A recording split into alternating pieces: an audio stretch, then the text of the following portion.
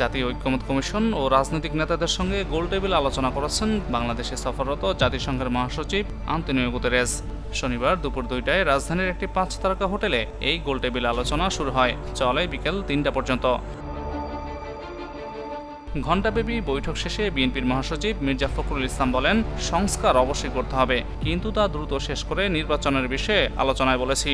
আর বাকি বিষয় সংসদে সমাধানের কথা জানিয়েছি, কারণ সংস্কার চলমান প্রক্রিয়া।